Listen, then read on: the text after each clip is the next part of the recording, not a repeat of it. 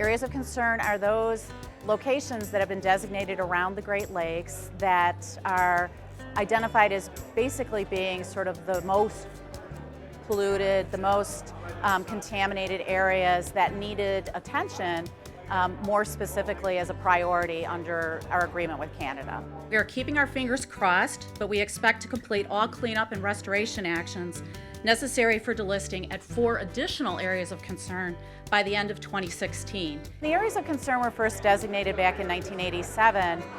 Many of the areas of concern had very visible types of problems in them, significant growths of algae, you might see in the sort of the areas on the western basin of Lake Erie, or in the Cuyahoga River, for example. That particular area of concern is noted for the fact that it actually caught fire. Sheboygan, we have some photos showing, the Sheboygan River area of concern, we have some photos showing, mountains of soap suds basically sort of in the waterway itself. The purpose of the designation was to allow the governments, both in the U.S. and Canada, to actually prioritize where it might spend its resources in some of those initial efforts under the initial water quality agreement for purposes of getting areas restored back to more natural conditions, allowing for more recreational use in these areas, allowing people to become better connected and reconnected basically with the waterways that were in their communities.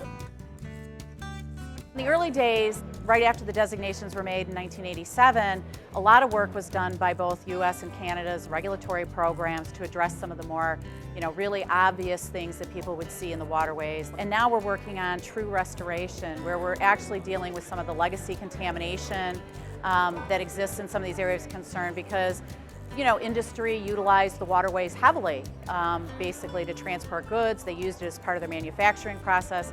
And there was a lot of releases that happened from these facilities directly to the waterways in the early days that actually weren't regulated. And so the pollution that occurred during those early days still exists out there. So some of this is, industries that might have existed 100 years ago, actually contaminated some of our waterways and the sediment or the muck or the mud on the bottom of the waterways. And so work we're doing today is to clean that up.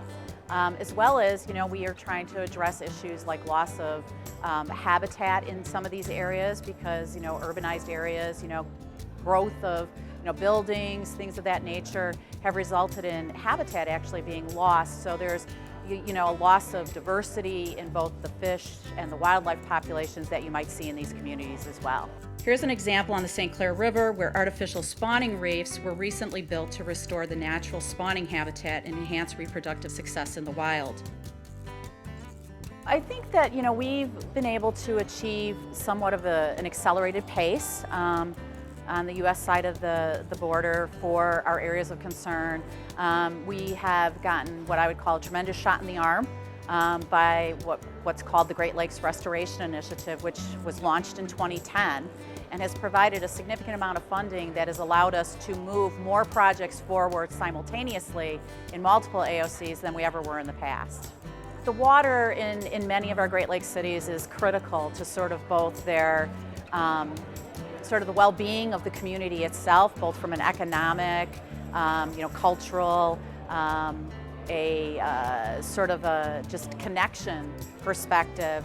And so this is something that, cleaning up these areas really is bringing back sort of, vitality to these communities that they lost basically through the legacy of the pollution that they've had to sort of endure all these years. And so I think it's a great thing that, we're able to sort of do this for these communities and really help them kind of get that connectivity back to the waters.